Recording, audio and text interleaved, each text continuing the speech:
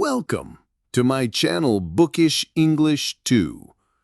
Today, I want to tell you a story about a man, a very old man. He has no luck. He has no fish.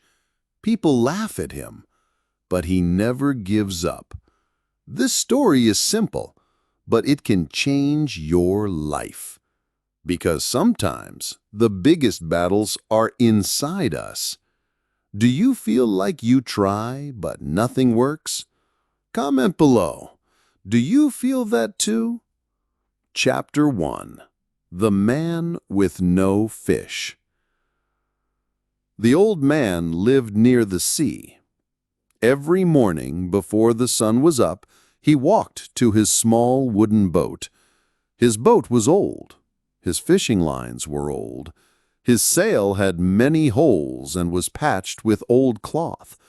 Some people laughed and said, "His boat looks like his face, full of lines." But the old man didn't listen. He was quiet. He didn't speak much. He didn't complain. He just walked to the sea. He was not weak. His body was thin but strong. His skin was brown from the sun. His hands were full of cuts and old scars. Those scars were not from today. They were from many years of catching big fish. He had strength, but no luck. For 84 days, he caught nothing. Not one fish, not even a small one. On some days, he saw big fish swimming under his boat, but they did not take the bait. He waited. He hoped, but he returned home with nothing. The people in his village started to say, "He is finished. He will never catch another fish again." But the old man still believed. He said to himself, "Each day is a new day. The sea can change in one moment." He looked at the sea like a friend.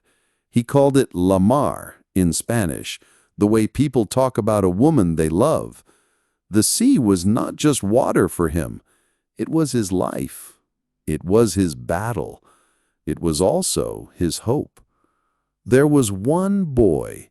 The boy's name was Manolin. He was not the old man's son, but he loved him like a father. When the boy was 5 years old, the old man took him out on the boat. He learned to fish from him. He learned to hold the line, to wait with patience, to feel the sea. They had many good days together, but after 40 days without a fish, the boy's parents said, "He has no luck. Go fish with someone else." And the boy listened. He was sad, but he obeyed. On the other boat, the boy helped catch big fish. On the first day, they caught 3 good ones. The boy's parents were happy, but the boy was not. His heart stayed with the old man. Every day when the old man returned with an empty boat, the boy waited for him. He helped him carry the lines, the sail, and the small wooden box. They didn't speak much, but they understood each other. One evening, the boy said, "I want to fish with you again." The old man smiled and said, "You are on a lucky boat now. Stay there. Do not worry about me." The boy looked down. "I don't care about luck. I care about you. You taught me everything." The old man looked at the boy with kind eyes.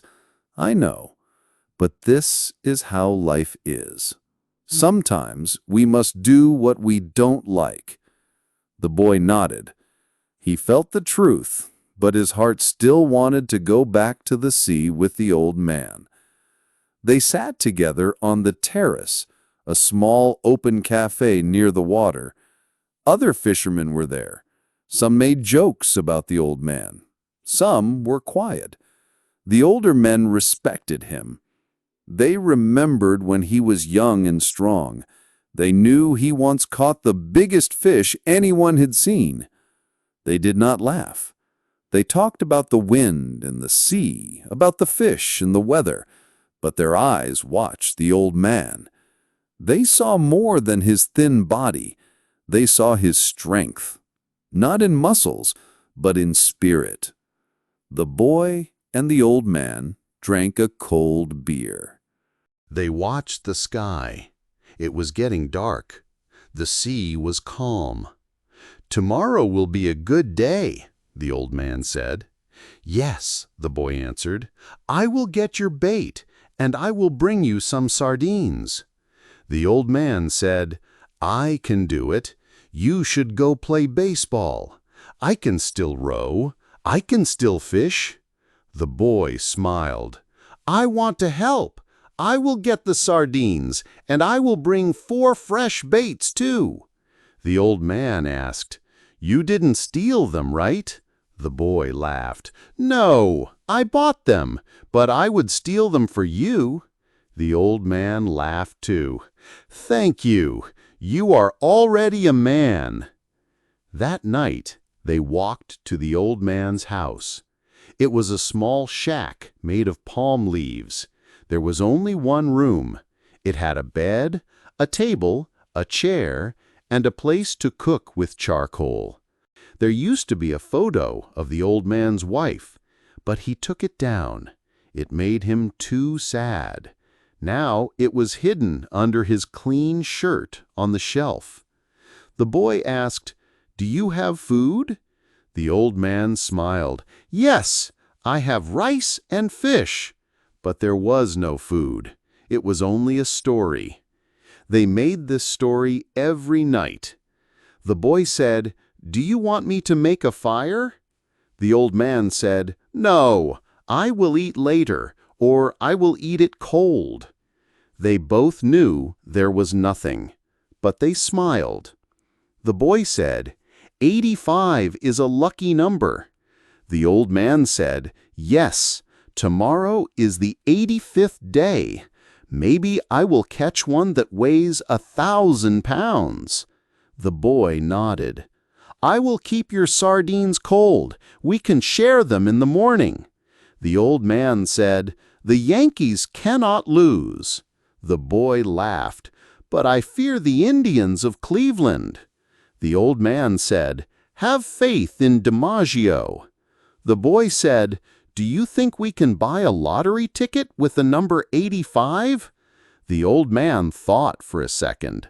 "Maybe, but we need money. First you borrow, then you beg." The boy said, "I will borrow the money. Don't worry." The old man looked at the boy and smiled. "You are good. Go now. Tomorrow is a new day, a big day." The boy said, "Good night, old man."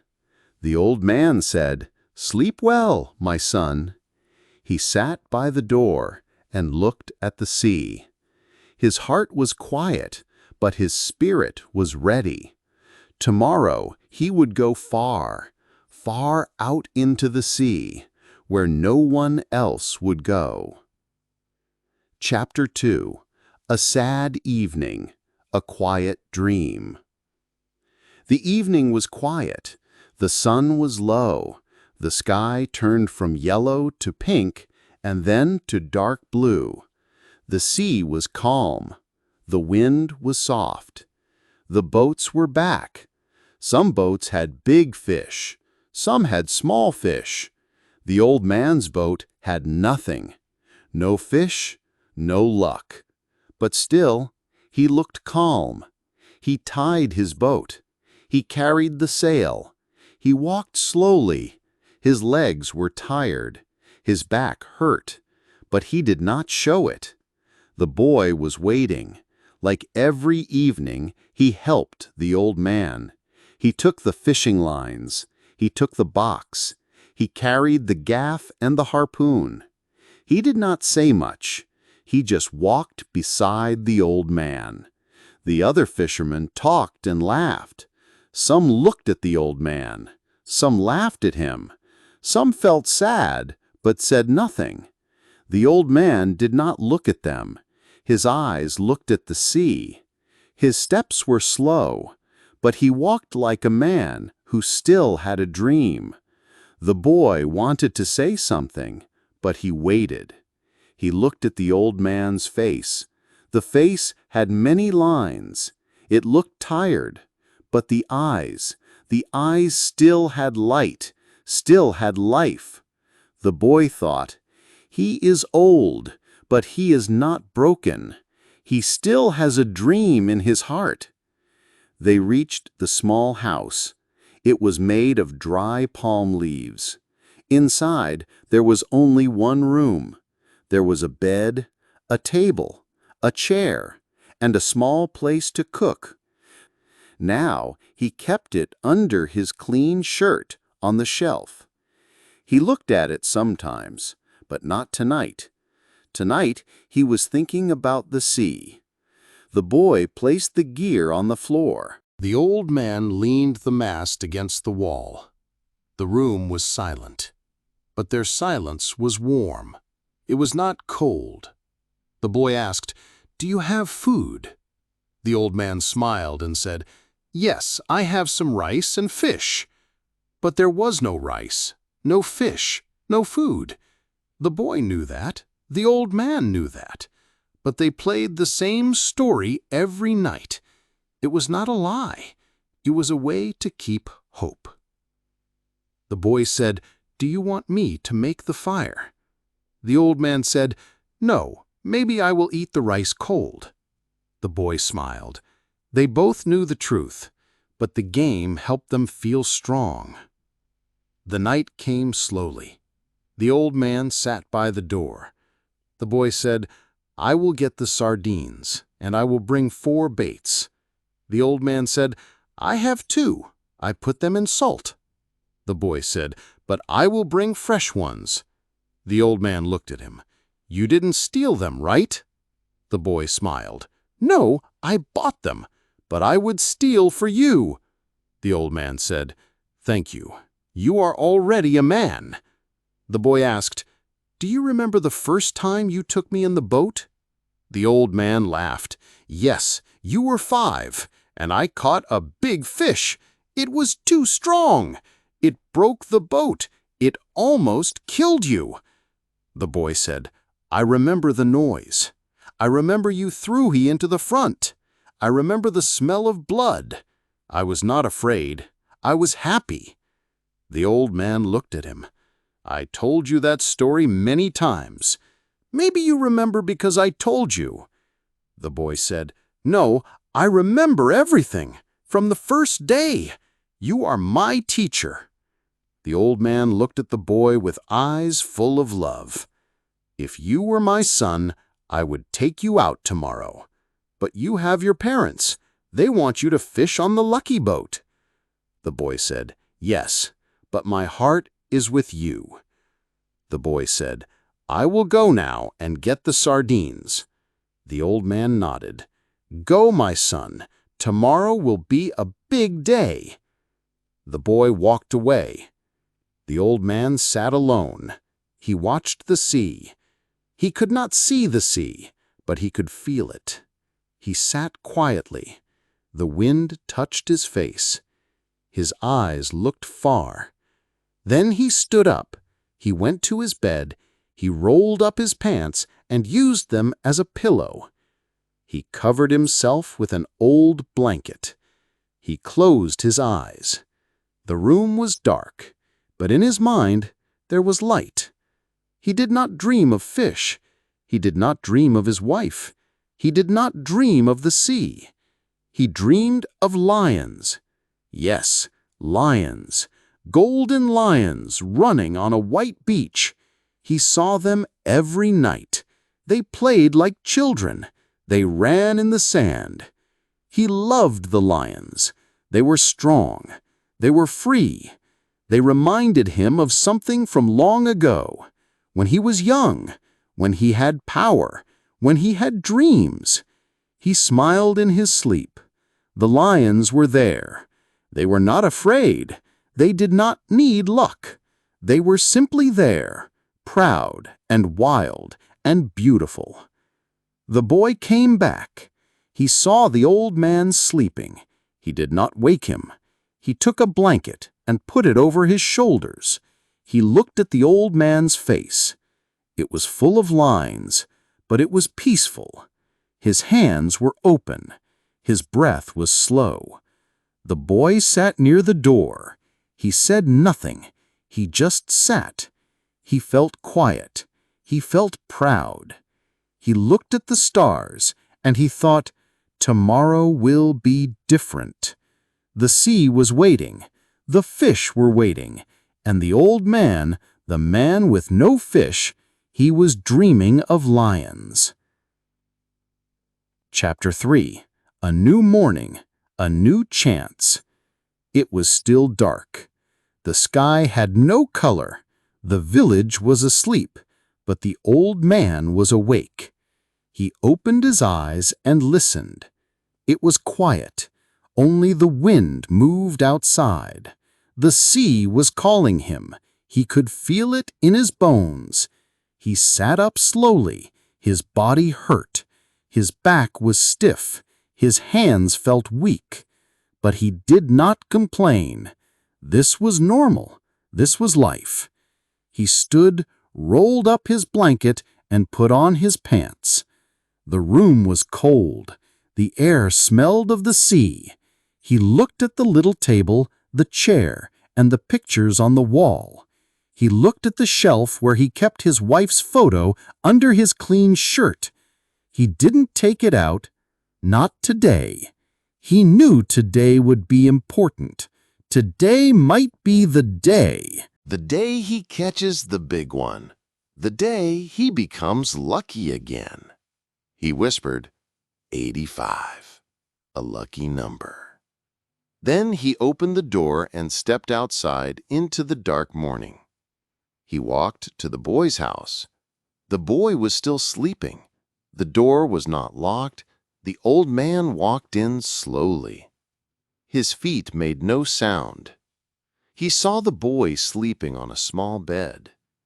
He walked to him, touched his foot, and waited. The boy opened his eyes and saw the old man. He did not speak. He just got up and put on his clothes. They walked together without talking. The road was quiet. Other men were also walking with their fishing gear. No one spoke much. They were all tired. They were all thinking of the sea. The boy carried the lines and the harpoon. The old man carried the mast and sail. The wood felt heavy on his shoulder, but he said nothing. They walked to the beach where the small boat waited. The boat looked small against the dark sea, but the old man did not feel fear. He only felt calm. The boy said, "Do you want coffee?" The old man nodded. "We will put the gear in the boat first." They placed everything carefully. The boy ran off to get the coffee. He brought it in an old tin can. It was hot and strong. The old man drank it slowly. He said, "This will be the only thing I drink today." The boy said, "I will get your sardines." The old man nodded again. "You are a good boy." The boy smiled and ran off again. The old man sat on the side of the boat and looked at the sea. It was still too dark to see clearly, but he knew it was out there, waiting, deep, full of mystery, full of life. He did not hate the sea. He loved it. But he also knew it could be cruel. The sea was not a friend and not an enemy. It was something more, something big, something powerful. He had spent his life on the sea, and today he would go far, farther than before. The boy returned with the bait wrapped in newspaper. He handed it to the old man. "Good luck," he said. The old man nodded and smiled. "Good luck to you too." The boy helped him push the boat into the water. Then he stood and watched as the old man got in and began to row. The boy stood on the shore for a long time, looking out. The boat grew smaller and smaller in the dark water. The boy did not move. He only watched. He believed in the old man. He believed today would be different. The old man rowed. He did not hurry. He moved slowly with care. The sea was dark and soft. The boat made little noise. The stars were still in the sky. He rowed far, farther than other boats. He wanted to go where no one else went, where the big fish waited. His hands moved the oars like they had done for years. His arms pulled the boat forward. He was old, but he still had strength. He did not look back. He looked ahead, always ahead. The sky slowly changed. A little light touched the water. The stars began to fade. The sea changed color. First gray, then blue. The old man smiled. He felt ready. Today was different. He could feel it in the air, in the water, in his bones. He reached the deep part of the sea. He called it the Great Well. It was a place where fish came together. He saw birds flying low. He saw flying fish jump out of the water. He saw seaweed floating near the boat. He knew this was a good sign. He dropped his lines into the water. One line went 40 fathoms down, another went 60, another at 100, and one at 125. Each line was perfect. Each hook was hidden with fresh sardines. The bait looked real. It smelled sweet. It was placed with care. The old man looked at the lines. They stood straight in the water. He watched them. He waited. He listened. He felt the sea. He said nothing, but inside his heart he was speaking. "Come, big fish, come and find me. I am here. I am ready." The sun was rising now. It touched the sea like gold. The boat rocked gently.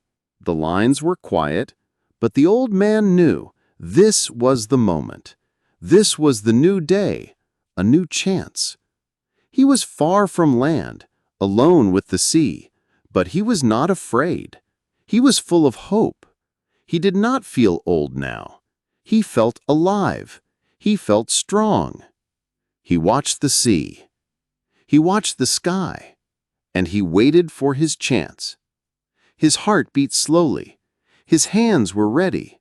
His mind was calm. This was the life he had chosen. This was his place, his sea, his dream, and maybe today would be the day. Chapter 4. The Deep Blue Sea. The old man was now far out on the water. The land was behind him. He could not see the shore anymore. But he was not worried. This was his sea.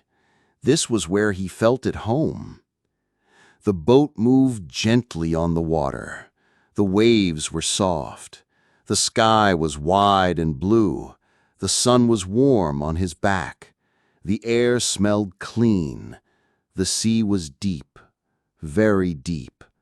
A quiet, dark blue that went down forever.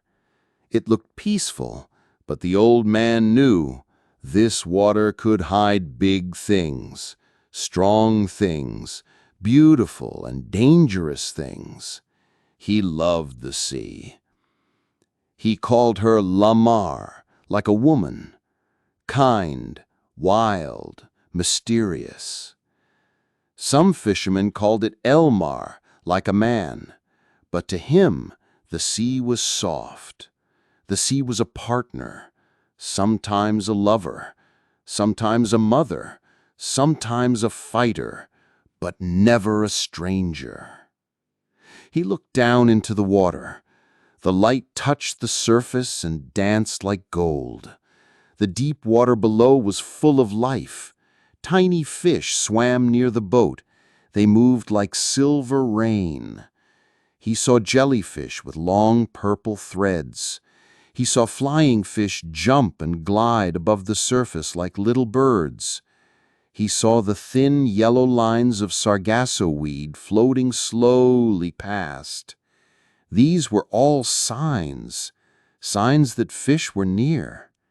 The old man watched everything. The sea was talking, and he listened. A bird flew above the boat, small and black. It looked down at the water. It circled and cried. The old man smiled. He said quietly, "You're looking too. You're hunting, just like me." His hands touched the fishing lines. He checked them one by one. They were strong, clean, perfect. Each hook had been prepared with care. Each sardine was fresh and sweet. He had set 4 lines at 4 different depths. One line went deep. One stayed near the middle. 2 were closer to the surface. He did not trust luck. He trusted preparation. The lines did not move yet, but he waited. He always waited. He did not rush the sea. The sea worked in her own time. He sat quietly in the boat. The sun rose higher. His face was warm. His eyes were narrow from the light. He did not mind. This was his world. The boat, the sun, the sky, the sea, and the dream of a fish. The hours passed. The boat floated gently. The lines hung still. Nothing pulled, but he was not sad. He was not bored. He looked out and smiled. "It is only the beginning," he said softly. "The fish will come." He drank some water from his bottle. He looked at the sky. The clouds were light, no storms, only wind, light, and the long day ahead. The boat moved with the current. The old man rowed a little, just enough to keep the lines straight. He did not want the bait to move. He wanted the fish to find it, to think it was real. That was the secret. To wait, to be quiet, to not scare the sea. He watched the seabirds. They flew low. They looked for bait fish. He followed their path with his eyes. He saw them dive into the water. He watched the ripples. Sometimes a school of fish pushed to the surface. Sometimes a splash meant something big was below. The old man watched it all. He was like a part of the sea, a shadow on the water, a patient hunter. He said, "Show yourself. I am ready." Still the lines did not move. Still the sea was silent. But the old man smiled. "Maybe you are deep," he said. "Maybe you are watching me too." He remembered his younger days. He remembered the sound of the line pulling fast, the fight, the power, the fish that jumped into the air, the fish that pulled the boat for hours. He remembered the feel of the rope burning into his hands, the pain, the pride, the win. He missed those days, but he was still here, still strong enough to row, strong enough to hope. He had lost many things in life, friends, money, time, but not this, not the sea, and not the dream. That was still inside him, stronger than before. The sun was now high. The heat touched his skin. He took off his hat and wiped his forehead. He looked into the blue water again. It was calm, silent, full of mystery. He leaned over the side of the boat. He could see deep, very deep. The water changed from blue to purple to black. It felt like looking into space. "You are beautiful," he whispered to the sea, "and today you will give me something. I feel it." He sat again, quiet, ready. The boat rocked softly. The line stayed still. But the moment was close. He could feel it. He looked at the bird again. It flew far now into the sky. It was alone, just like him. He watched it go. Then he looked down again. His hands touched the lines. His eyes scanned the water. His heart beat slow, but strong. This was the deep blue sea, and this was his place. He was not afraid. He was not tired. He was one with the ocean. He did not need a crowd. He did not need applause. He only needed a fish, and the sea would give him one. One fish, one chance. That was enough. Chapter 5. The Fish Takes the Bait. The sun was high now. The sea was shining. The water was flat. The sky was clean. The boat moved slowly with the wind. The old man sat quietly. He watched his lines. He checked them again and again. He touched them gently with his fingers. He waited. He was calm. He was patient. He was not thinking of food. He was not thinking of pain. He was thinking of the fish. Somewhere down there, deep under the boat, the fish was swimming. He did not know when, he did not know how, but he felt it. He felt that something big was near. He could feel it in the rope. He could feel it in the air. It was not noise. It was not movement. It was something else. A sense. A whisper from the sea. He said nothing, but inside he was awake, alive. Every part of him was ready. Then it happened. Just a small touch, very soft, on the line. The old man felt it with his fingers. It was not strong. It was not fast. Just a little change in the rope, like a breath, like a blink. He stopped moving. He held his hand still. He waited. His eyes looked at the water. Nothing moved, but the feeling stayed. Then it came again. A soft pull. The line moved a little. Then it stopped. Then it moved again. The old man smiled, but he did not speak. He had seen this before. The fish was near. It was smelling the bait. It was touching it gently. It was not sure yet. The old man said in a quiet voice, "Come, fish, take your time. I have waited many days. I can wait some more." The fish did not take it yet. It was smart. It was big. It was strong. It was careful. The old man felt another soft pull, a second, a third. The fish was tasting the sardines. It was near the hook, but it was slow. The old man's fingers were like soft feathers. He let the line move. He did not pull. He did not show tension.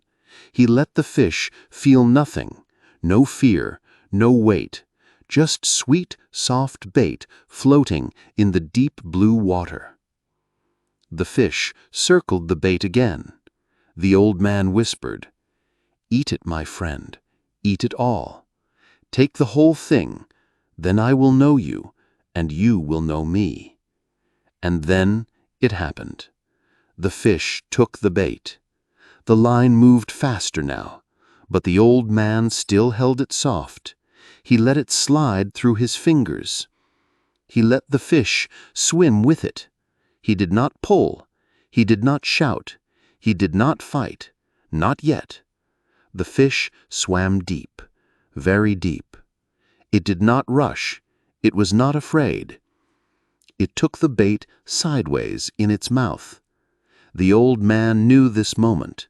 He had lived it many times in the past. But this time it was different. This fish was bigger. This fish was older. This fish was stronger. And this fish was his test, his chance, his mountain to climb. The old man let the line go. Slowly, carefully, it slipped between his thumb and finger. The fish swam deeper. The boat rocked a little. The water whispered under the sun. The old man reached for the reserve coils. He tied them together. He checked the knots. He breathed slowly. He said, "Not yet. Wait. Let him eat it well." The fish slowed down. The line was tight now, but not too tight. The old man knew the right moment. He had missed it before, but not today. Today he would be perfect. He would not be early. He would not be late. He would be exact. Then the line pulled, hard, strong, deep, heavy. The fish was swimming with the bait in its mouth. The fish was his now. The old man pulled back with both hands. He stood up and used all his strength. He pulled hard, once, twice, again. The rope burned his hands. The boat jumped. The sea splashed. The line went tight like a wire. The fight began. The old man shouted, "Now we start!" The boat moved. The fish pulled. It did not jump. It did not rush. It just pulled. Deep, heavy. The boat moved with it. Slowly, out to sea, far from the shore. The old man leaned back. He let the fish pull. He did not try to stop it. Not yet. He needed time. He needed to understand this fish. The line cut into his back. His hands were red, but he smiled. "You are big," he said. "You are strong, but so am I." The boat moved farther. The sun dropped lower. The sky turned gold. The sea was quiet, but the line was tight. The fish was still pulling. The old man braced his body. His arms shook. His back hurt, but he held on. "I will not let go," he whispered, "no matter how far you go." Chapter 6. Pulled by a giant. The fish was not small. It was not weak. It was a giant. The old man knew it now. This was no ordinary catch. This fish was a fighter. This fish was full of strength. It pulled and pulled. The line was tight like steel. The old man sat low in the boat. His hands held the line. His back leaned against the wood. He could not rest. He could not move much. His arms were tired. But he did not give up. The fish was pulling him into the deep sea, far from land, far from help, but he did not fear. He smiled to himself. "If you want to pull, then pull," he said softly. "I will go with you, wherever you take me. I will not stop." The boat moved slowly, very slowly, over the wide blue water. The sun was still in the sky. The wind was soft. But inside there was a storm of strength, a storm of silence, a storm between the man and the fish. The fish did not jump. It did not shake the line. It just swam deep. It pulled with power, with patience, like a big boat under the sea. The old man felt it in his bones. This fish was smart. This fish was careful. It did not waste energy. It did not play. It just moved forward, farther and farther. "You are like me," said the old man. "You do not fight fast. You fight slow. You use time. You use silence." He liked the fish. He respected it. It was an equal, a worthy enemy, and also a friend. Yes, a friend, because in this great sea, only the two of them were alive in this fight. Alone, no one else, just the man, the fish, and the ocean around them. His hands hurt. The rope had made small cuts in his skin. Blood came out. The salt water touched the wounds. It stung. But he did not cry. He did not complain. He had seen worse. He had felt worse. This was nothing. This was part of the journey. He moved the rope slowly, carefully, to another part of his hand. He shifted his body. He breathed. He had to save energy. He had to think clear. He had to be ready, because the real fight was not just in the arms. It was in the heart. It was in the mind. The one who stayed calm would win. The one who stayed awake, who stayed smart, who stayed focused, that one would win. And he wanted to win, not just for food, not just for the fish, but for himself, for the boy, for the dream. Hours passed. The boat was now far from land. The old man looked back. He saw nothing, only water, only waves. The land was gone, but he felt no fear. He felt peace. He whispered, "I've gone too far before. I will return again." He looked at the sky. The clouds were soft. The sun was low. The evening was near, but the fish kept swimming, and the old man kept holding. The sea was quiet. The boat was small, but the fight was great, bigger than most men ever know, bigger than a story, bigger than a day. This was the kind of fight that changes you. He remembered other fights, long ago, when he was young, when he was strong. He remembered a contest in a cafe, a hand-wrestling match. It lasted one full day, all night, until morning. People watched, people cheered, but he said nothing. He just held the hand of the other man. He did not move. He did not blink. He waited. And in the end, the other man gave up. He won, not with fast moves, not with noise, but with quiet power. This was the same. This was that fight again, but now his opponent was the sea and the fish. The stars began to shine. The sky turned dark. The moon came slowly. The old man was tired, but he did not sleep. He could not. The rope was in his hand. If he slept, he might lose it. And if he lost the line, he lost the fish. And if he lost the fish, he lost everything. So he stayed awake. He drank water. He chewed a little piece of tuna. It was not much, but it helped. He talked to himself. He whispered to the fish. "You are strong," he said, "but I will hold. I am old, yes, but I am not finished." The boat moved in the night. The fish swam deep. The rope stayed tight. The sea was black now, silent, full of stars above and darkness below.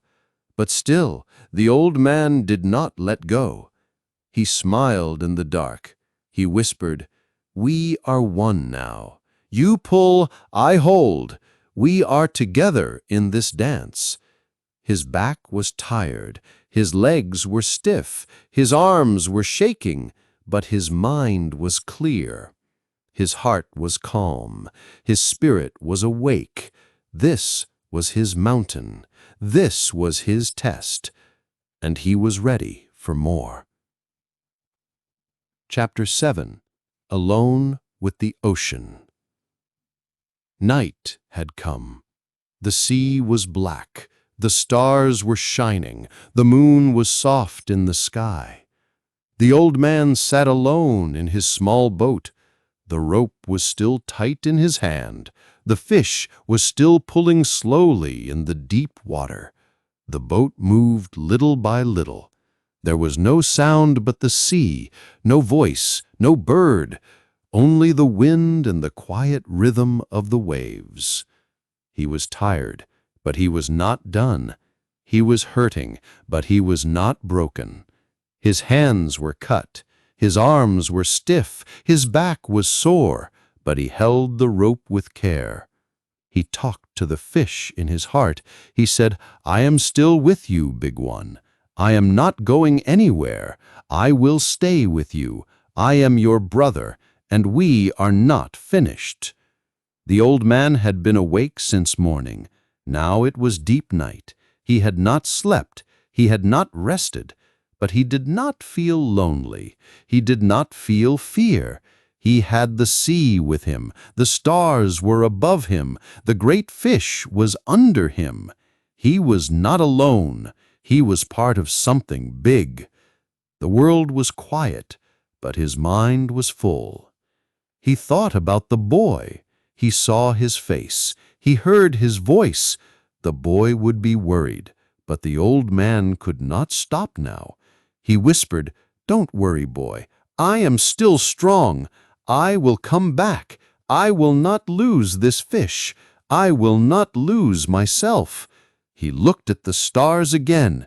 He knew the stars. They were old friends. He had watched them all his life. They helped him find his way. They helped him dream.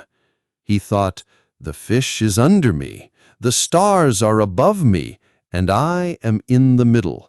I am the line between the sea and the sky." He smiled. His smile was tired, but real. He had nothing but his boat, his line, his hands, and his will. But it was enough. He was enough. He had learned to live with little. He had learned to be strong in silence. And now, in this long night, his spirit was like the ocean, wide, deep, still, and powerful. His hands were shaking now. His right hand was cramped. The fingers were tight and cold. He could not open them. He held the rope with his left hand now. He said, "Hand, open up. We need to work. Don't fail me now." He breathed slowly. He moved his hand again and again. It hurt, but little by little the pain passed. The fingers moved. He smiled again. "You see," he said to himself, "the body listens when the heart is strong." Then he felt the fish pull again. Not fast, not wild, just deep, strong, quiet. The fish was still full of life. The old man said, "You are brave, you are smart, but I am old and I know things. I know how to wait. I know how to fight without noise." He ate a small piece of tuna, just enough to keep going. He drank a little water. His mouth was dry. His stomach was empty, but his soul was full. He looked at the sea. It was dark and wide. It had no end. It had no name, but he felt peace in it. He loved the sea. It was his home. It had taken things from him, but it had also given him everything. He said, "You are a wild sister, sometimes kind, sometimes cruel, but I love you, and I will not leave you." The fish pulled again, a strong pull. It hurt his back. But the old man held the line. His body shook, but his eyes were clear. He talked to the fish. "You do not want to die. I understand. I do not want to lose. We are the same. You are in the water. I am in the boat. But we are both alive. We are both proud. This is our story." Then he remembered something. A time when he was young. He was a strong man. He had fought in a big game of hand wrestling. Many men watched. He was quiet. His enemy was strong. But the old man, young then, did not stop. He waited. He watched. He held. He won. He had not forgotten that strength. It was still in him. Maybe slower, maybe smaller, but it was there. The sky began to change. A new light was coming. The stars faded. The sea turned gray. The night was ending. Morning was near. Another day. The old man whispered, "You are still pulling, my fish. You did not stop. I respect you.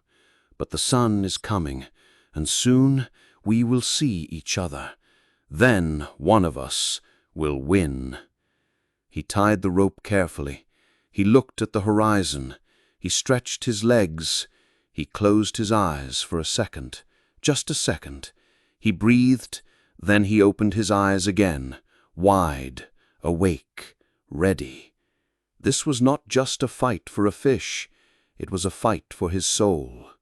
And he was not giving up. Chapter 8. A Battle of Will.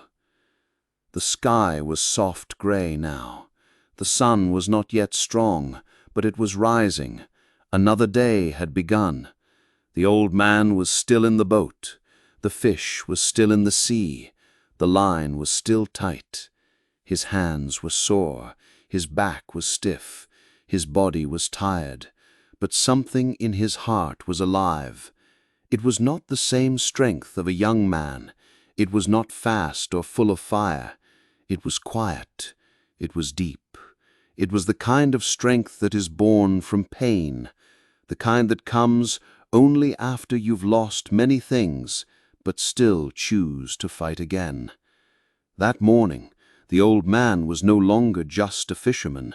He was something else. A man holding on to the last part of his pride. A man facing a giant, alone in the sea. He looked at the sky. He looked at his hands. He whispered, "This is a battle of will. I do not need to be the strongest. I only need to last longer." The fish had not jumped. It had not tried to escape. It just kept pulling, pulling slow, pulling steady. It was testing him. It was waiting. The old man knew it. He respected it. "You are like me," he said to the fish. "You wait. You endure. You are not wild. You are wise." The rope cut deeper into his skin. His fingers were numb. His left hand was cramped again. It was closed like a rock.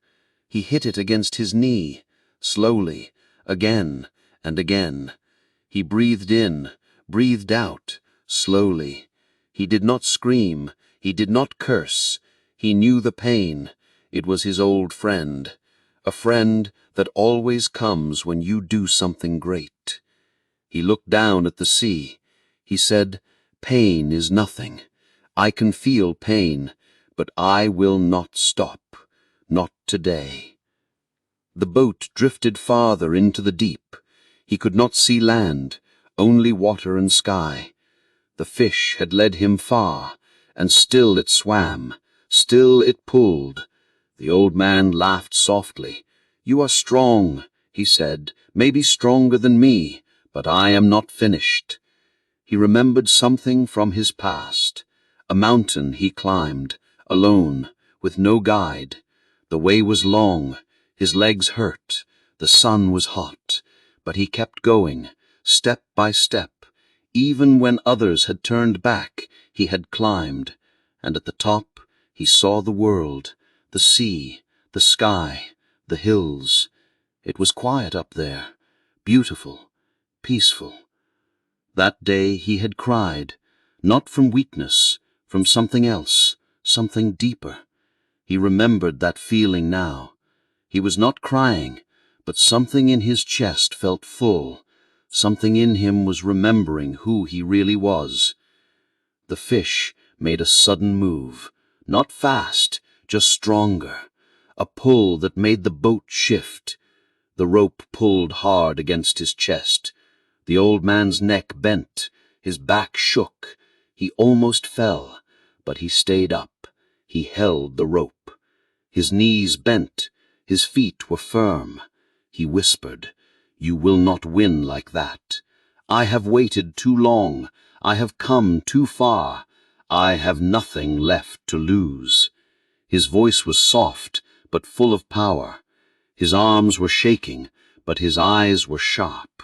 He was not angry. He was not afraid. He was ready. He was more than ready. He was inside the fight now, body and mind, flesh and spirit. He thought about the boy again. The boy would be waiting, watching the sea, hoping the old man would come back. He would cry if he saw the old man's hands, if he saw the blood, if he saw the cuts, but he would understand. He would know this was not just fishing. This was about something more. This was about showing the sea and himself that he still mattered, that he still had something strong inside. "Boy," he whispered, "I am fighting for us, not just for the fish, not just for food, but for belief, for memory, for the story of who I am." The fish moved again. It was getting tired, too. The old man felt it. The line was not pulling as deep. The movement was smaller, slower. He knew what it meant. The fish had fought for hours, maybe longer. Now it was near the end. But it would not give up easily, just like him. The fight was not over. Not yet. The old man sat straighter. He rolled his shoulders. He breathed deep. The pain in his hand was sharp, but his heart was calm. He said, "Let's see who breaks first, you or me." The sun rose higher. The sea shimmered. The boat floated gently. The line was still tight. The old man, now shaking, now quiet, was ready. The fish was somewhere deep, tired, but still pulling. And the ocean, wide, endless, watched them both. Two living things, two souls, one fight. No noise, no crowd. Just a line, a man, and a fish in a silent war of willpower. Chapter 9. The Fish Jumps. The sun was high now. It burned the skin on the old man's neck. The salt from the sea was dry on his face.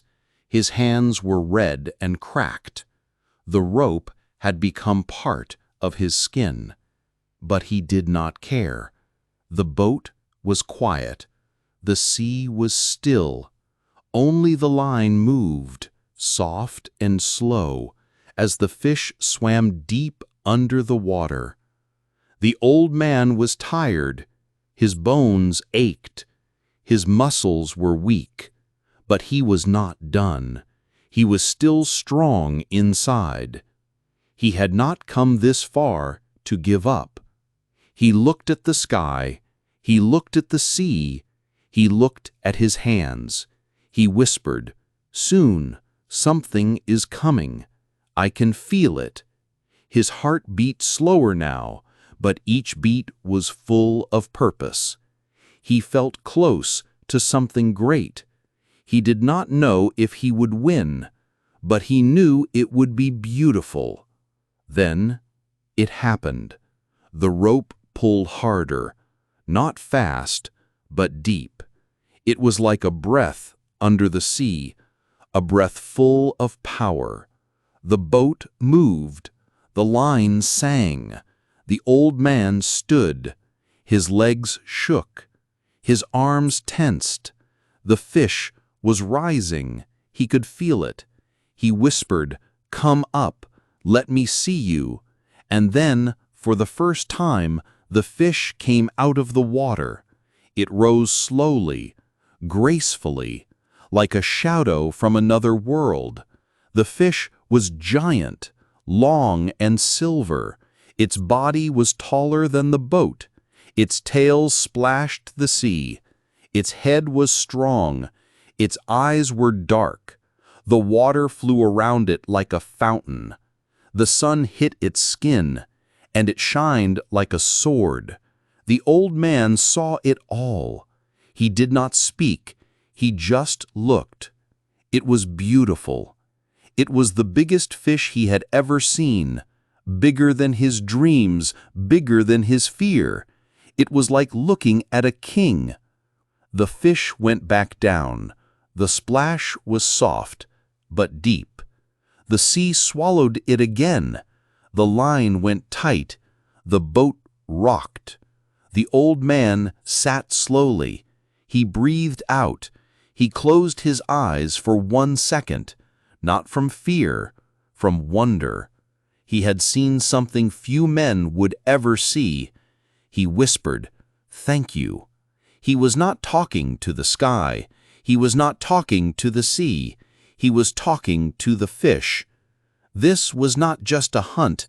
This was a meeting between two strong spirits, one above the sea, one below, both quiet, both alone, both full of pride. The old man felt something change in him. He had been fighting, but now he was also learning. The fish was not just strong. It was noble. It was silent. It was honest. It did not pull in panic. It did not run in fear. It fought with grace. It fought with dignity. And that made the old man feel love. Yes, love.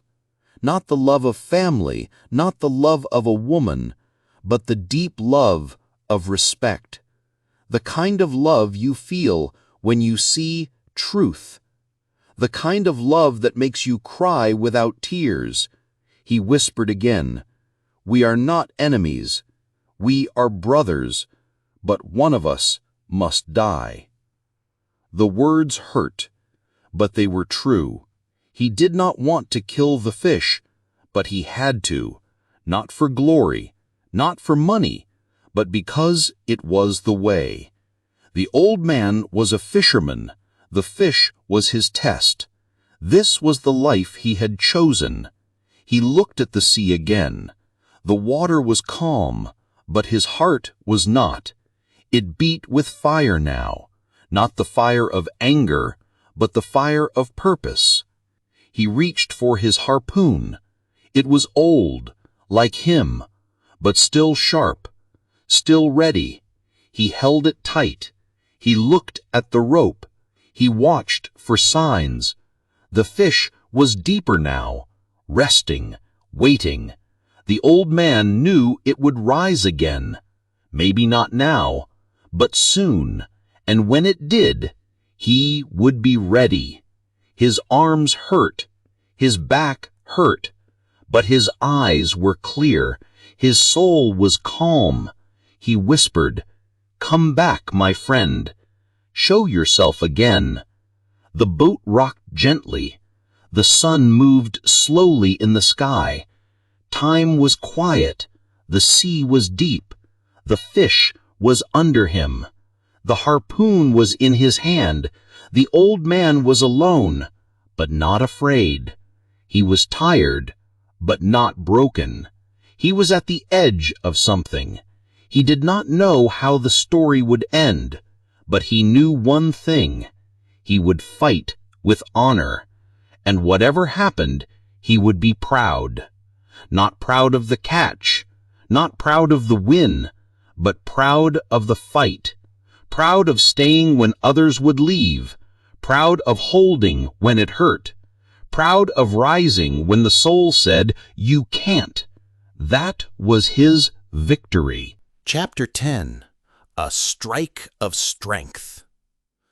The sea was still for a while. The old man sat quietly in his small boat. The rope was in his hands. The line pulled softly now. The fish was tired, but it was not done. And the old man was tired too. His body was not young anymore. His muscles were slow. His hands were hurt. His eyes burned from the sun. But inside, he was ready. He was waiting. The harpoon was near him, sharp, cold, simple. It was not a machine. It was not special. But in this quiet boat, it was everything. It was the one thing that could end this long fight. The one thing that could bring the fish into the light. The old man breathed slowly. He whispered, "Be strong now, just once more, just one true strike." He thought of everything he had been through. He had left the shore many hours ago. Maybe more than a day. Maybe 2. He didn't know anymore. Time felt strange now. The sea had become his world. The fish had become his partner, his enemy, his test, his mirror. They had danced together, pulled each other, waited together. And now, this long dance was coming to its final moment. The old man felt it. The fish was rising. It had no more tricks. It had no more strength. It was close now, almost too close. The line moved in small circles. The boat turned slowly. The fish was swimming around the boat. One last circle, one last goodbye. The old man stood up slowly. His knees hurt. His back was tight. His shoulders were stiff, but his arms were strong now, full of quiet power. He held the rope in one hand, the harpoon in the other. He watched the water. It moved gently. It was blue and green. Then he saw it, a dark shadow below, large, wide, slow. The fish. It was close now. It had come to meet him. The old man didn't speak. He just watched. He waited. The fish came up, a little more, a little more. Its head showed first, then its body, long and beautiful, like silver moving under the sky. The old man's heart beat faster. His hands were steady. He lifted the harpoon. In that moment, everything became quiet. No sound, no time, just the old man, the fish, the sea, the sun. His arms moved, slow, then fast. The harpoon flew. It hit the fish just above the heart, deep, clean. The fish moved once, twice, then stopped. The sea turned red. The fish sank a little, then floated beside the boat. The fight was over. The old man dropped the rope. His hands shook. His legs bent. He sat down slowly. He looked at the fish. It was bigger than he thought, longer than the boat, stronger than anything he had ever caught. Tears came to his eyes, but not because he was sad. He was proud. He was thankful. He had done his best, and the fish had done its best. This was not a win or a loss. This was something else. This was a meeting of two strong souls. One had to die, but both had shown their heart. The old man whispered, "Thank you, my friend. You are the greatest fish, and you gave me the greatest fight." He tied the fish to the side of the boat. It was too big to bring inside. The head was near the front. The tail stretched past the back. The body was heavy. The blood moved with the waves. The sea was red now, but the old man did not look away. He looked at the fish again and again. It was beautiful even in death.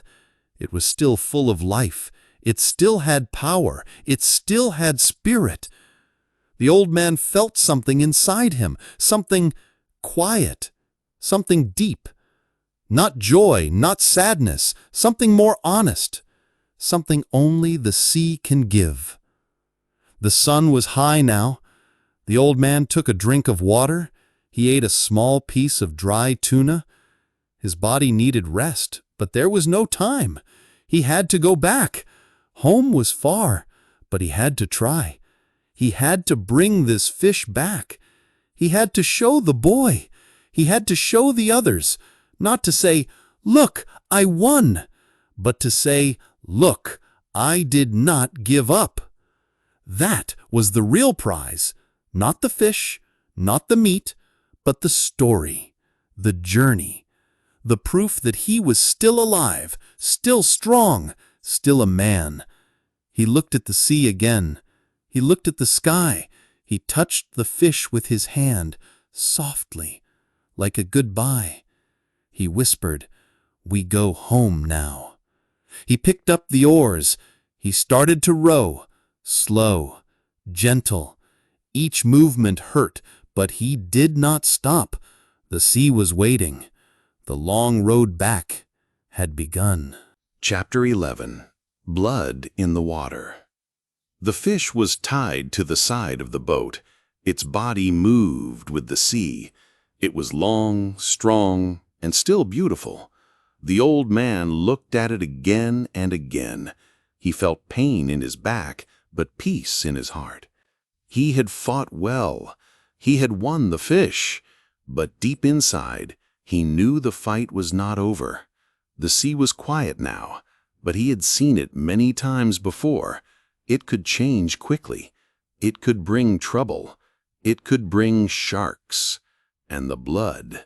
Yes, the blood was already in the water. It spread slowly, like red smoke. It moved far. It called to other creatures, creatures with sharp teeth, hungry teeth. The old man knew this. He had lived many years.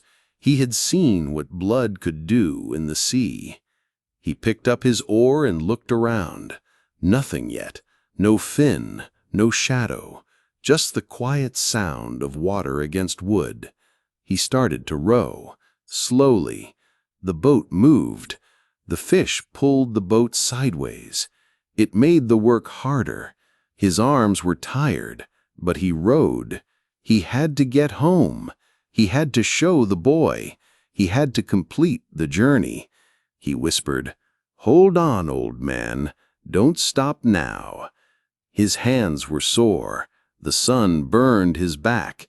The salt touched his cuts and made them sting. But he rowed. Each pull was slow, but each pull was strong. Then he saw it. A shadow under the sea. A soft wave. A dark fin. The first shark had come. It moved fast. It came from far away. It smelled the blood. The old man watched it come. It was a big one, a strong one, a shark with big jaws and hard teeth. It came closer. It did not stop. It wanted the fish. It wanted to eat. The old man picked up his harpoon. His arms shook, but his eyes were sharp. He waited. The shark came fast. It opened its mouth. It bit into the fish. The old man shouted, "No!" and threw the harpoon. The point hit deep. The shark twisted. It thrashed. It bled. Then it sank. The sea was quiet again, but only for a minute. The old man pulled back his rope.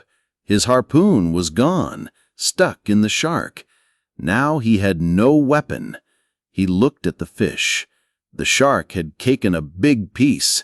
The old man felt a pain in his chest, not from his body, but from his heart. He whispered, "You gave me your best. I could not protect you." Then he looked around again. The red water was still there, still calling. More sharks would come.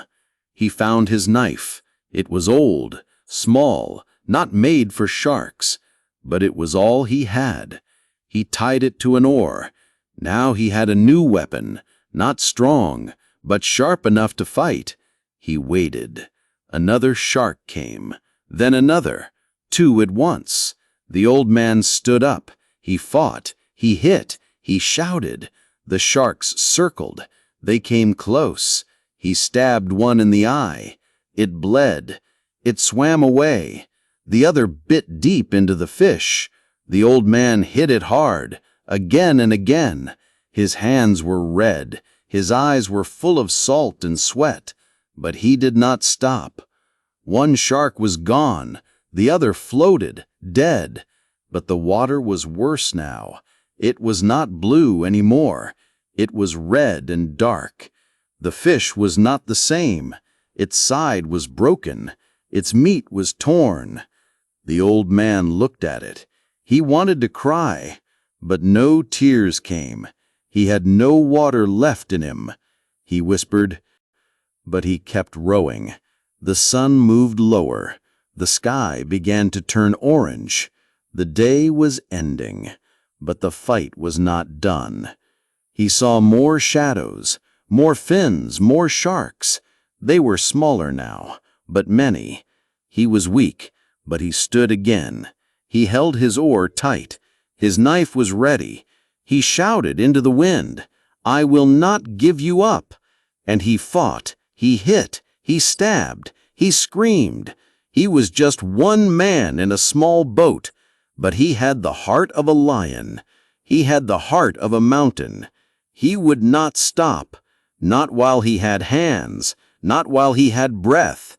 He hit until the knife broke. He fought with the broken wood. He fought with all he had. Finally, the sea was quiet again. The sharks were gone, for now. The old man sat down. He could not move. His hands were red and open. His back was broken with pain. His eyes closed slowly. He looked at the fish. Only bones were left. A white shape, long, empty, beautiful in its own way. The old man whispered, "They took the meat, but they could not take the fight, and they could not take the story." He touched the bones. He said, "You are still great, and I will still take you home." Chapter 12. The fight gets worse. The old man was tired. His hands were cut. His back was sore. His arms were weak. But still, he was alive. Still, he was sitting in his little boat. The sea was quiet for a short time. The sun was lower now. The sky was turning red and gold. The old man looked at the bones of the fish. It was just a skeleton now. The meat was gone. The sharks had taken most of it. But the shape was still there. The long, strong bones, the great head, the tail. It was still the biggest fish he had ever caught, and even in this broken form, it was beautiful. It was still a sign of strength, a sign of his fight, a sign of his soul. He touched the fish gently. He said, "You are still my brother." Then he picked up his broken oar, and he rowed again. He moved slowly now. His boat did not go fast. The waves were soft. The wind was light. But every part of his body hurt. His hands were shaking. His legs were weak. His eyes were tired. But he could not stop. He had to get home.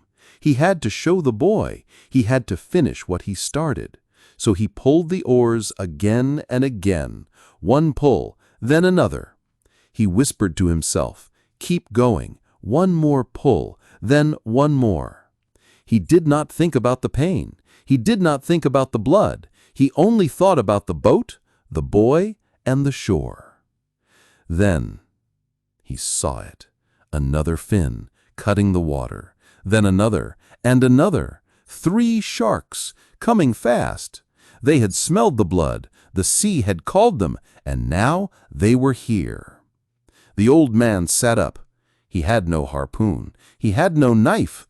Only the broken oar. Just a stick now. But he picked it up. He held it tight. He said, "You will not take what is left. I will not let you." The sharks came close. Their eyes were cold. Their mouths were open. Sharp teeth. Strong jaws. They circled the boat. They touched the fish bones. They smelled the air. Then one of them attacked. The old man hit it with the stick. He shouted. The shark pulled back. But another came. It bit the tail of the fish. The man hit again. His arms burned. His head felt hot. His heart beat fast. He hit again and again. The wood cracked, but he kept going. One shark turned away, but another came. Then 2 more. He was surrounded now. The sea was not quiet anymore. It was loud, full of splashes, full of teeth. The fish skeleton was breaking. The sharks were pulling it apart. The old man fought like a wild animal, like a fire. He hit with all he had. Even when his stick broke more, even when his hands bled again, he hit with his fists, with his elbows, with his heart. He shouted into the wind, "Go away! Leave him! He gave me everything! You cannot have more!" But the sharks did not listen. They never listen. They only follow the smell. They only follow the blood. They do not care about dreams or fights or love. They just eat. The old man knew that, but he did not stop. He had to try. Even if he could not win, even if it was already too late, he had to show the sea, he had to show the sky that he was still here, that he was still a man. One by one, the sharks went away. Some were hit, some were full, some were just done. The water was red again, the boat was wet, the man was broken, but he was still alive. He looked at what was left of the fish. Not much, just the spine, just the bones, the head, the tail. But they were still big, still strong. He smiled a little, a sad smile, a tired smile. And he said, "They got the meat, but not the meaning." He sat down. He looked at his hands. They were full of cuts, full of salt, full of pain. But they were also full of truth. These were hands that had fought, that had not let go. He closed his eyes for a moment. The wind touched his face. The stars were starting to come out. The sky was dark blue now. The day was gone. But the story was still here. He opened his eyes. He picked up the oar again. It was short now, just enough to row. And he rowed, slowly, softly. His boat moved through the sea. The fish bones made a sound in the water, like a song, like a whisper, like the end of a dream. And the old man thought, "They think I have lost, but they do not know. They do not see. I have won something greater. I have not given up, and I will not." Chapter 13. What is left? The sea was quiet again. The stars were above, the waves were soft, the wind was gentle. The night had come.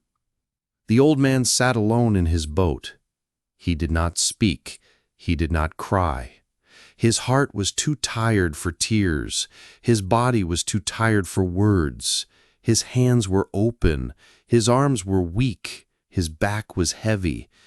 He looked at the fish beside him, but it was not the fish anymore. It was just bones now. Long, white, shining bones. A head, a spine, a tail. The meat was gone. The sharks had taken it all.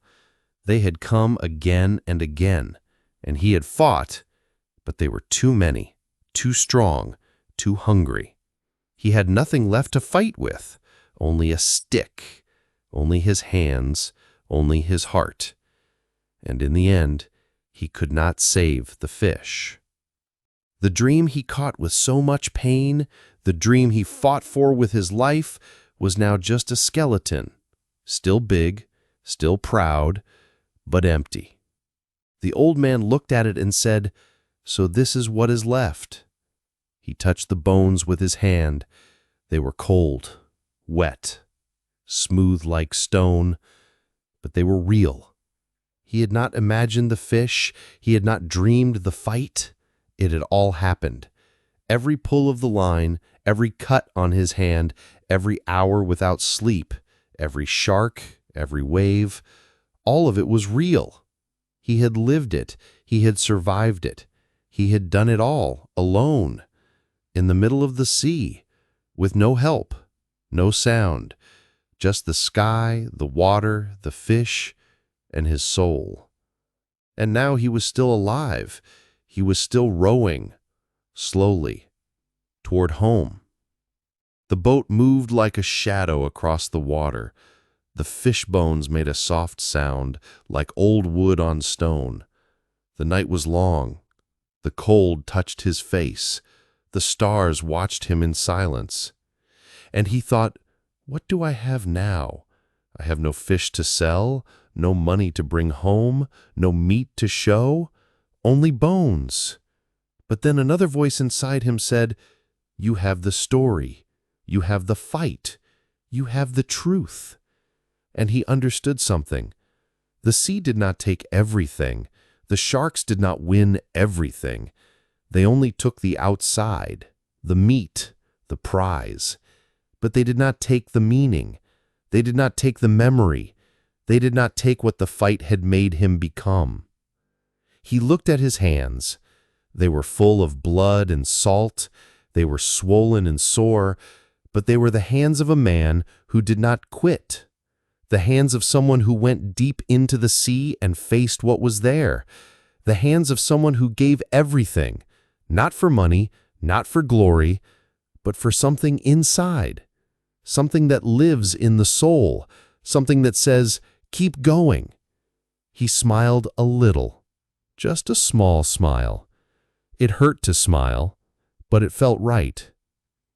"They can take the fish," he said softly, "but they cannot take my heart." And so he kept rowing, slowly, gently. The stars moved above him. The moon rose. The sky turned dark blue, then black. Time passed. The fish skeleton lay beside him like a ghost, but not a sad ghost, a proud ghost. A memory of greatness, of strength, of the sea. The old man was not afraid anymore, not of sharks, not of pain, not of losing, because he had already faced all of them, and he was still here, still moving, still alive. He thought of the boy. The boy would be waiting. The boy would see the bones. He would understand. Maybe the others would not. Maybe they would laugh. Maybe they would say, "You caught nothing." But the boy would know. The boy would see the truth in the bones, the story in the old man's hands, the fire in his eyes, even if they were tired. And the boy would say, "He's not finished. He is still the fisherman." The old man closed his eyes for a moment. He was so tired, but not broken, not sad. He whispered, "This is what is left, and it is enough." The boat moved on. The sea rocked him like a cradle. The fish bones floated beside him. The stars watched from above. The night was deep. The world was quiet. And the old man, with nothing left but bones, pride, and peace, rowed toward home. Chapter 14. The Long Way Home. The old man was tired, more tired than he had ever been in his whole life. His back hurt with every breath. His hands were cut and open. His arms felt like they were made of wood. But still, he held the oars. Still, he rowed. The sea was calm now, and the stars were soft above him. The fish beside his boat was only bones. It no longer had meat, but it still had its shape. It still looked like a great fish, the biggest he had ever caught. And in its bones, the old man could still feel pride. Even when there was pain in his body, there was peace in his heart. He had fought the sea, he had fought the sharks, he had fought his own weakness. And he was still here, still alive, still rowing home. Slowly, very slowly, the boat moved through the water. He spoke softly to the fish bones. "We did our best, my friend," he said. "You gave everything, and so did I. You pulled me far from land, and I followed. We were together in the fight, and now we go home together." His voice was low, almost a whisper. There was no one else to hear him, only the sea, the stars, and the fish skeleton. But still, he spoke because he needed to say it, because he needed to feel it. This journey had changed him. He had gone out alone. He had lost much, but he had found something too, something deep inside himself, something quiet, something strong, something real. The night air was cold now. The wind touched his face like soft fingers. The stars above looked like tiny fires. He rowed with slow arms. His body moved like a machine that was almost out of power, but not completely. Each stroke of the oar took great effort, but he did not stop. He could not stop. He had to go home. Not just for rest, not just for food, but for the boy who still believed in him, the boy who loved him, the boy who waited. He remembered the first time he had taken the boy fishing. How small the boy had been, how excited, how he had asked so many questions. The old man had taught him everything: how to tie the line, how to feel the pull, how to wait, how to respect the sea. Now the old man was the one learning how deep the sea really is, learning how long a man can last, learning what it means to lose and still feel proud. He thought, the boy must see me. He must see the fish bones. Then he will understand. Hours passed. The sky changed from black to deep blue, then purple, then a soft red. The sun was coming. The night was ending. The world was waking up. But the old man was still rowing, still moving. The land was near now. He could see the lights of the village far away, like stars on the ground. That was his home. That was where he belonged. His small shack, his empty bed, the boy's house nearby, and maybe, if he was lucky, some hot food. But first, he had to reach the shore. The last part was always the hardest. His arms shook now. His eyes were dry. His hands were numb. But the boat moved slowly forward. The sea was kind now, like it was saying, "You have passed the test. I will take you home." The old man looked one more time at the fish skeleton. It was shining in the morning light, white, long and proud. He touched it again, this time gently. "Thank you," he said. "You gave me your fight. You gave me your strength. You showed me who I am." And with those words he kept rowing.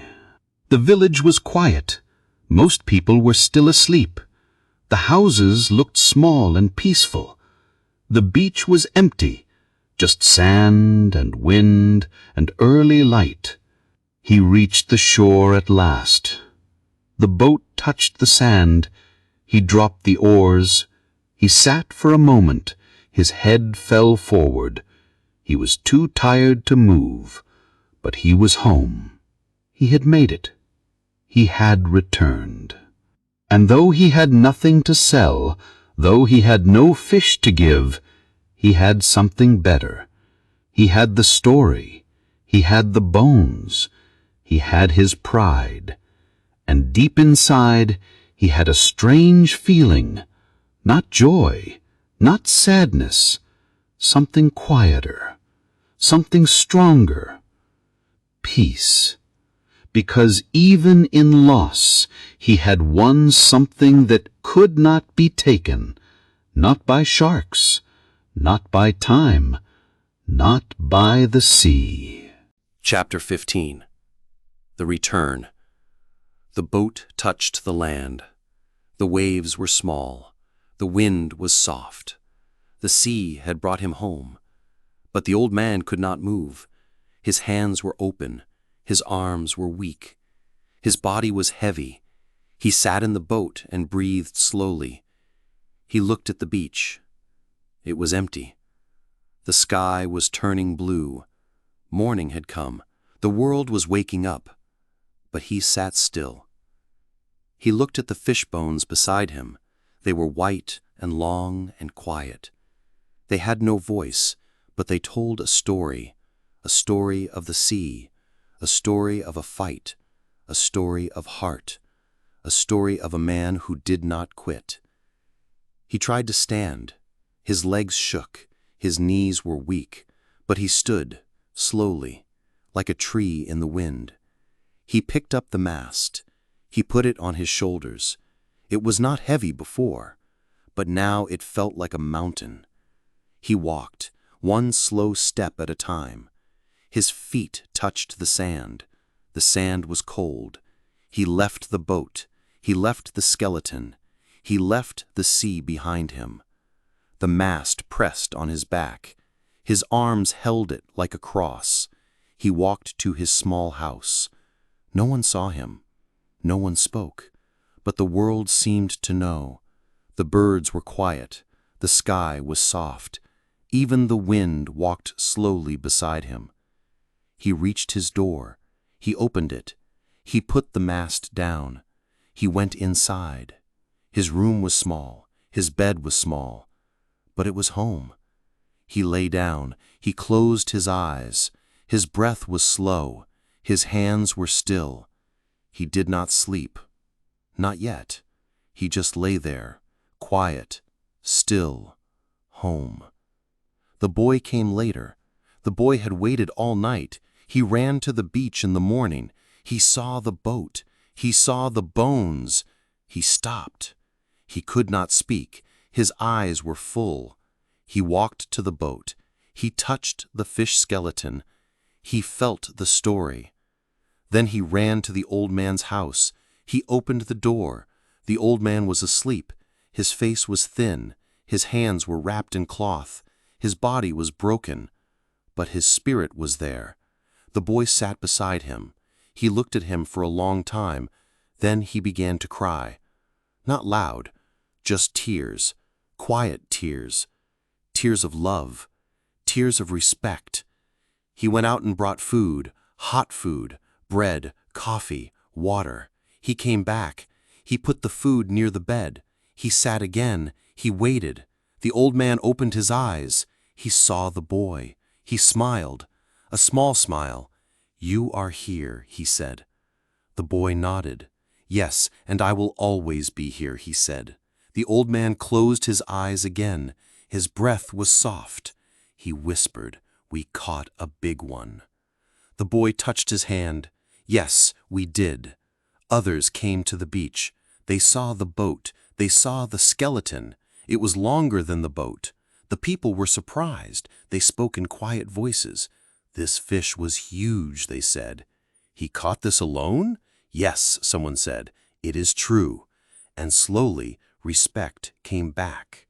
The old man had no meat to sell, but he had shown something bigger, something you cannot weigh, something you cannot buy. Strength, courage, heart. At the cafe, the men talked. Some laughed before, not now. Now they were quiet.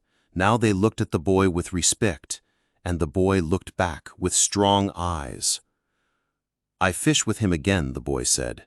"He is not finished." The men nodded. They said nothing, but their silence was full of meaning. The old man slept again. Deep sleep, long sleep. His body needed time. His hands needed rest. His heart was still strong. The boy sat beside him. He watched the old man. He thought, "I will learn from him. I will go to sea with him. I will be strong like him." In his heart the fire burned, a quiet fire, a strong fire, the same fire the old man had. Outside, the sea was calm. The wind was soft. The fish bones still lay beside the boat, white, beautiful, proud. The old man had returned, not with meat, not with money, but with something greater, with his story, with his truth, with the respect of the sea, the village, and the boy. Chapter 16. The Respect Returns. The sun was high in the sky. The boy brought soup. The old man was still in bed, his eyes opened slowly. He smelled the soup. He tried to sit up, but his back hurt. His hands were wrapped in clean cloth. His face looked tired, but his eyes were calm. The boy smiled. "I brought food," he said. The old man looked at him with soft eyes. He nodded. "Thank you," he said. His voice was weak. The boy helped him eat, slowly, one spoon at a time. The old man ate the soup. He drank water. Then he leaned back and closed his eyes. He was not sleeping. He was thinking. The boy did not ask anything. He just sat near the bed and waited. Outside, people still came to see the fish bones. They walked to the boat. They touched the long spine. They counted the ribs. They stood in silence. They asked questions. "Did he really catch this alone?" someone asked. "Yes," another said. "He fought it for days." The people did not laugh now. They did not call him unlucky now. They saw the truth. They saw the size of the fish. They saw what the old man had done, and they felt respect, deep respect, quiet respect, the kind of respect that does not need big words. Back in the room, the boy was still there. He looked at the old man's hands. The cuts were deep. The skin was broken. But the old man did not complain. He did not talk about pain. He did not talk about loss. He just breathed quietly. The boy said, "I want to fish with you again." The old man opened his eyes. He looked at the boy. "You are strong," he said. The boy nodded. "I learned from you." The old man smiled a little. "We'll fish together," he said. "Not now, but soon." The boy stayed all day. He cleaned the room. He changed the cloth on the hands. He brought more water. He brought more soup. The old man spoke very little, but the boy didn't mind. He didn't need the old man to speak. He already knew his heart. He could feel the power in the silence. He could feel the love. The old man had nothing in his hands now. No money, no fish, no strength. But still the boy looked at him like a hero, because real strength does not need to shout. Real strength is quiet. Real strength is soft. Real strength is in the eyes, in the heart, in the way someone never gives up even when it hurts. Later, some fishermen came to the house. They did not come to ask questions. They did not come to joke. They came to say something simple. They stood at the door. The boy opened it. The old man was still in bed. The men looked at him. Then one of them said, "It was a great fish." Another said, "You are strong."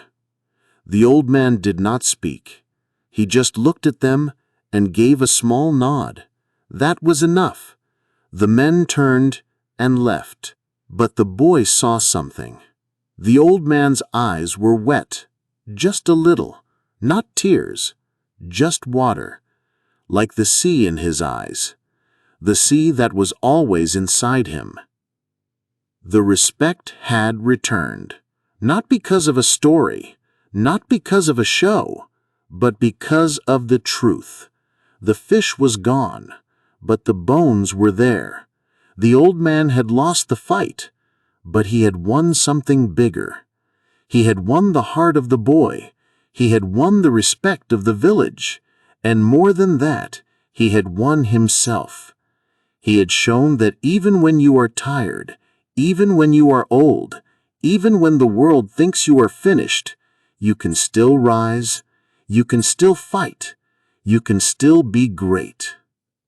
That night the boy sat next to him again. The old man was asleep. The boy did not sleep. He looked at the man. He looked at the hands. He looked at the face. He thought, "I want to be like him, not just to catch fish, but to live like this, to be brave, to be quiet, to be true." Outside, the stars moved in the sky. The sea whispered in the dark. And in that little house, one old man slept, and one boy began to grow into something greater. Chapter 17. A Lesson in Pride. The next morning was quiet. The old man opened his eyes. The sun was not high yet. The air was soft. The boy was already there. He was sitting on the floor beside the bed. He had a small notebook in his hand, but he was not writing. He was just looking at the old man's face, watching him breathe, watching him rest. The old man turned his head slowly. He smiled. A very small smile. The kind of smile that says, "I see you. I'm still here." The boy smiled back. "Do you want to talk today?" he asked softly. The old man did not speak for a moment. Then he said, "Yes, but only a little." The boy moved closer. He sat on the edge of the bed now. "I want to know," he said. "I want to understand. Why did you go so far?" The old man looked at the ceiling. His eyes were still, like the deep sea. "I went far," he said, "because I had to." The boy waited. He knew the old man was choosing his words slowly. "The fish was out there," he said, "and if I did not go, I would never know. I would never know if I was still strong. I would never know if I could still fight." The boy nodded. "But why alone?" he asked. "Because that was the way," the old man said. "Some battles are only yours. Some fights are meant to be quiet." The boy was quiet for a long time. Then he said, "Were you proud?" The old man turned his head and looked straight into the boy's eyes. "Yes," he said, "very proud." Then he looked away again, but not proud like a loud man, not proud with noise, proud in my heart, proud that I did not stop, that I did not break. The boy looked down. He thought about those words. They were slow, they were simple, but they were full of power. The old man took a deep breath. "You must learn something," he said. "Listen, when you fish, when you live, don't use anger, use heart. Don't fight because of ego, fight because it matters." The boy nodded again. "You mean fight because you love?" The old man smiled. "Yes, love the sea, love the fish, love the work, and love yourself too. That's what keeps you alive." The boy looked outside. The wind moved the leaves. The sound was soft. He turned back. "I want to learn more," he said. "I want to know how to be like you." The old man shook his head slowly. "No," he said. "Don't be like me. Be like you. But be strong. Be honest. Be quiet when the world is loud. And when you fall, fall with grace." The boy stood up. He felt something new in his chest, a kind of fire, but not wild, not loud, a fire that warmed him from the inside, a fire that whispered, not shouted. He walked to the small table and poured water into a cup. He brought it to the old man. The old man drank slowly.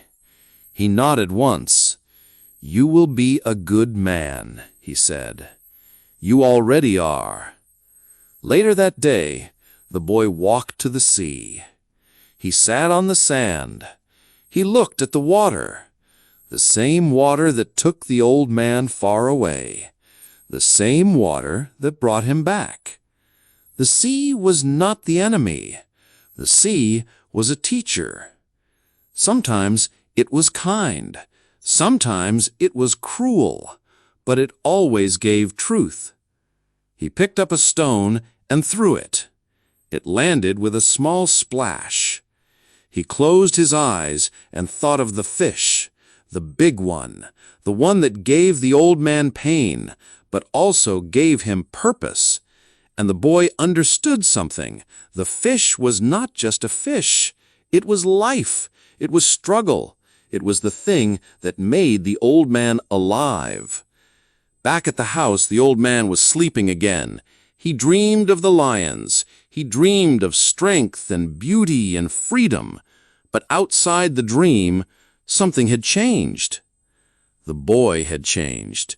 The old man had passed something on. Not money, not power, but wisdom, deep wisdom, and that was more than enough. Chapter 18. Strength in Silence. The house was quiet again. The sun moved across the sky, slow and golden.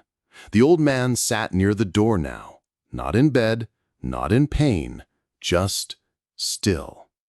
The boy had placed a chair for him. It was an old wooden chair, a little broken but strong enough. The old man sat with a blanket around his shoulders. His hands were still wrapped, his body still tired, but his eyes were clear, and they looked at the sea, not in anger, not in sadness, but in peace, like someone looking at an old friend, a friend who gave him pain, yes, but also meaning, a friend who showed him who he really was. He did not speak much now. He didn't need to. The boy sat next to him, sometimes speaking, sometimes quiet. Sometimes he read small things from an old book. Sometimes he just looked at the waves too. No one came to the house today. No fishermen, no visitors. The people had already said what they needed to say, and the old man had already heard what he needed to hear. He had nothing more to prove. He had no need to explain, because real strength does not shout. Real strength is quiet. It is in the way a man sits, the way he breathes, the way he looks at the world after losing everything, and still sees beauty. The boy looked at him for a long time. He wanted to ask more questions about fishing, about pain, about what it meant to be a man, but he stopped himself. Something told him the answers were already here, not in words, but in this silence, in this presence, in this deep stillness between them. The boy felt something heavy in his chest, but not a bad heavy, a deep, quiet feeling, like standing at the edge of the sea and knowing how small you are, and also how important. Like the sea itself was inside him. The old man lifted his hand, just a little. The boy helped him drink water. The old man gave a small nod. That nod said more than a speech. It said, "Thank you." It said, "I'm okay." It said, "I'm still here." The boy nodded back, and the silence between them became warm, like music without sound. The day passed slowly. The sky turned orange, then pink. The sea shimmered like silver glass. The boy said, "They are still talking about the fish." The old man smiled gently. He didn't answer. The boy said, "They respect you now. Everyone does." Still, the old man stayed silent. Then, after a while, he said, "That is not why I went." The boy nodded. "I know," he said. The old man looked at the sea again. "I went to remember," he whispered. The boy didn't ask what he meant. Somehow, he already knew. The old man had gone to remember who he was, to meet the sea again, to find the fight inside him, not for others, not for fame, but for himself. As the stars came out, the boy helped him back inside. He laid him gently on the bed. The old man did not complain. He did not speak. The boy sat beside him. He stayed even when the old man's eyes closed. He stayed even when the house was dark. He stayed because he knew that silence was not empty. It was full, full of love, full of lessons, full of strength. Outside, the wind moved softly, the sea breathed in the night, and in a small house near the shore, a boy watched over an old man. And that old man, without words, without pride, without fish, was still the strongest person the boy had ever known. Chapter 19. The Dream Returns. The old man was sleeping again. His breath was soft, steady, quiet like the sea on a calm day. The boy sat by the bed, not moving much, not speaking. He looked at the old man's face. There was something different now, something peaceful. The lines on his forehead were still there. The cuts on his hands were still healing. His bones were still old and tired. But his face looked gentle, like a boy again, like someone remembering something beautiful. And the boy knew, without being told, that the old man was dreaming. He wasn't dreaming of the fish, not the great marlin he fought, not the sharks that tore it away, not the long days at sea or the pain in his hands. No, not those things. He was dreaming of something older, something deeper, something that lived in his heart before all of this. He was dreaming of the lions. In his dream, he was not old. He was young and strong. He stood on the sands of Africa. The beach was golden, the sun was warm, and there, on the shore, were lions. Not one, not two, but many. They ran together, they played, they jumped through the waves like children. They were strong and free. Their manes moved in the wind. Their eyes were full of life. And the old man, who was not old in the dream, stood there and smiled. He watched them, not with fear, but with joy. These lions were not dangerous. They were beautiful. They were part of his soul. The dream was not loud. It had no story, no words, just the feeling of strength, the feeling of freedom, the feeling of a life lived close to the sea, close to the earth, close to the heart. In this dream, he did not need to prove anything. He did not need to catch the biggest fish. He did not need to fight. He only needed to watch, to remember, to feel the wind on his face and the sand under his feet. He smiled in his sleep. The boy saw this smile. He did not wake the old man. He only watched. And in that moment, the boy felt something shift inside him. He understood something he could never learn from books, something his teachers could never explain, that life is not only about winning, not only about catching the biggest thing or being the strongest in the room. Sometimes life is about the dreams you hold quietly, the images that come back to you even when the world takes everything away. Outside, the stars were many. The sea was soft. The night air moved through the house like a song. The boy closed his eyes for a moment. He saw the lions too.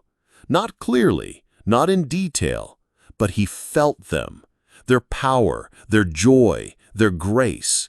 He felt that they were not just part of the old man's dream. They were something that lived in all of us, a symbol of what we could be if we stayed strong, if we stayed kind, if we remembered who we were, even when we were tired. The boy opened his eyes. He looked at the old man again. The smile was still there. The dream was still there. And the boy made a small promise in his heart that he would dream too, not only of lions, but of courage, of goodness, of simple things that made life full. He would carry the old man's story, not just the story of the big fish, but the deeper story, the story of trying, the story of losing, the story of standing up again, and the story of smiling in your sleep because somewhere deep inside, you are still running with lions. Chapter 20. The meaning of the story. The sun came up slowly. The sky turned soft blue. The sea was calm again. The waves moved like breathing. The old man was still sleeping, but the boy was now awake. He made some warm tea. He sat by the door and looked out. The town was quiet. The boats were still. The people had not come out yet, but the boy was already thinking. He was thinking about everything: the fish, the sharks, the fight, the loss, the silence, the old man. He had seen it all, and yet something in him felt stronger, not weaker. He wanted to understand why. What was the meaning of all this? What did the old man truly teach him? Later that day, the old man woke. He sat up slowly. He did not speak right away. He looked at his hands. He looked at the boy. He looked out at the sea. The boy gave him tea. The old man drank slowly. Then the boy asked very softly, "Why did you go alone?" The old man looked at him. He did not answer quickly. He thought for a while. Then he said, "Because I had to." His voice was soft, not sad, just honest. The boy said nothing, but he nodded. Somehow those simple words made sense. Sometimes in life, you do something not because it is easy, not because others understand, but because you have to. Because something inside you says, "Go." The boy sat closer. "But the fish, you lost it. Was it worth it?" The old man looked at the sea. Then he said, "Yes, because I found myself again." The boy didn't understand right away. "You found yourself?" he asked. The old man smiled. "When I was young, I was strong. I was brave. I fought big fish. I fought the sea. But then time passed. I became old. People said I was finished, that I had no luck, that I should stay home.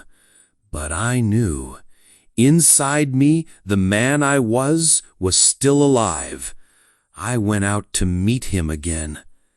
That was the real reason." The boy felt something in his heart. The old man continued, "The fish was part of the test, not the goal. I fought him. I respected him. He was strong.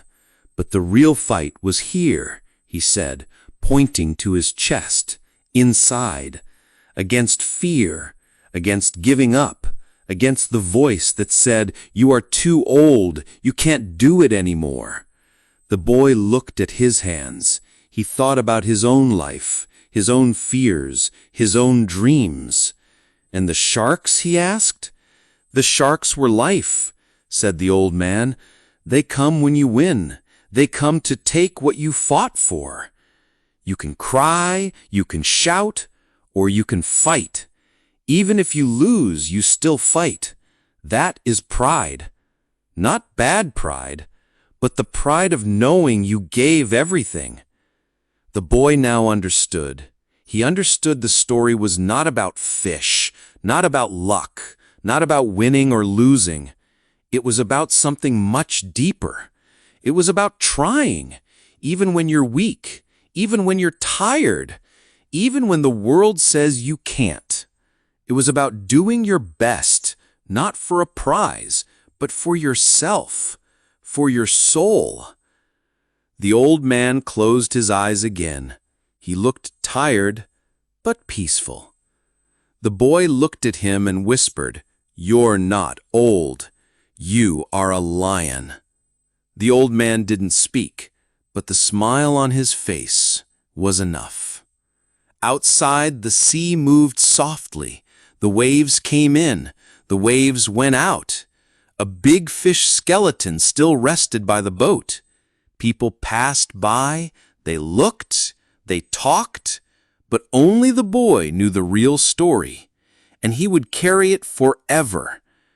The story of an old man, a big fish, a fight, a loss, a dream, a smile, and the deep meaning that lives behind silence, behind pain, behind the sea.